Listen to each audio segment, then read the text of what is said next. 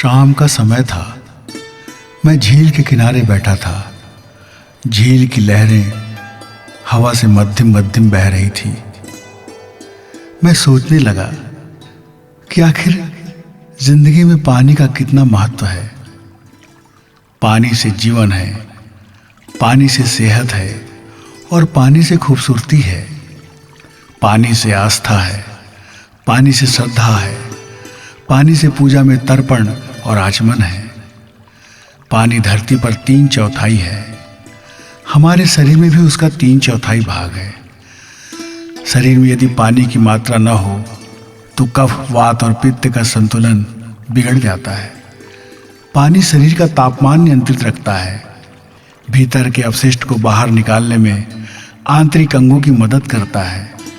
उसकी कमी बहुत सी बीमारियों का कारण बनती है। आप ज़्यादा खा लें तो उसे पचाने के लिए भी पानी की जरूरत पड़ती है।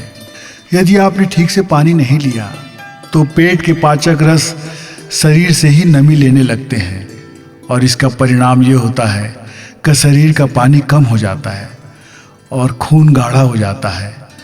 खून का गाढ़ा होना नसों को प्रभावित करता है और नसों में रक्त को बहाने वाली नलियां हैं। आदमी के दिमाग और आँख के पास सूक्ष्म नसें होती हैं। इनमें रुकावट होने से अंगों को नुकसान पहुंचता है। हृदय को रक्त का गाढ़ापन प्रभावित करता है। अतः शरीर के सभी अंगों में यदि संतुलन बना रहता है तो वो मुख्य रूप से जल के कारण ही है।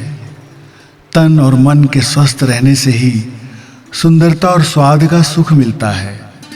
पानी के अभाव वाली हालत में या फिर रेगिस्तान की कल्पना करने से ही मन में निराशा, भय और खालीपन का एहसास होता है। रेगिस्तान आपको रोचक लग सकता है, लेकिन आप वहाँ बिल्कुल नहीं रहना चाहेंगे। समुद्र का किनारा हो, नदी, ताल या सरोवर हो, आप वहाँ हमेशा रहना चाहेंगे क्योंकि आपको वहाँ जीवंतता मिलती है। इसलिए सार यही है कि तन और मन दोनों को बीमार और कमज़ोर होने से बचाना है तो उसे गंगा जमुना के तीर अर्थात पानी के समीप ले जाना होगा। जब भी मन उदास हो तो जरा समुद्र के किनारे, नदी के तट पर, बड़ी झील या तालाब, इनमें से जो भी आपके आसपास हो उसकी सैर को निकले। वहाँ पर तट से बार बार टकराती लहरें, चट्टानों से टकराती लहरें, रेत के किनारों पर पसरती लहरें मन में उत्साह का संचार करती हैं, प्रेरणा जगाती हैं और कुछ अलौकिक एहसास देती हैं। समुद्र की अथाह जलराशि मन को अद्भुत शांति देती है। किंतु जाने कितनी उलझनों और अहम के साथ हम पल पल जीते हैं। हम कुम्हलाते हैं, हम सिकुड़ते हैं, हम निराश हो जाते हैं। आजकल तो सहज रह पाना चुनौती बन गया है। चेहरे पे चेहरा लगाकर हम हर दिन जीते हैं, पर सच ये है कि बनावटी और रंगे पुते चेहरों को भी आखिर पानी से धोकर ही निकाला जा सकता है। दुनियादारी के फेर में, सुख की चाह में, परेशानियों का बोझ लिए चलते रहने से जो अशांति आती है वो सुंदरता के प्रति हमें अनजान बनाए रखती है। सुंदरता के पास रहकर भी हम सुंदरता से खुद को जोड़ नहीं पाते। पानी की खूबसूरती के पास रहकर भी यदि दिमाग में तनाव है तो पानी की खूबसूरती कोई एहसास नहीं जगाएगी।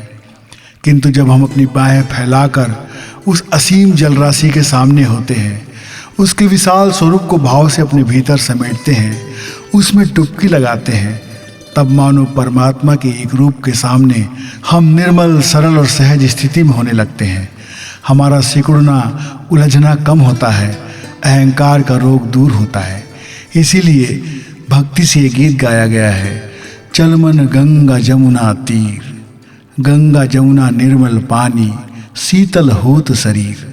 चल मन गंगा जमुना तीर।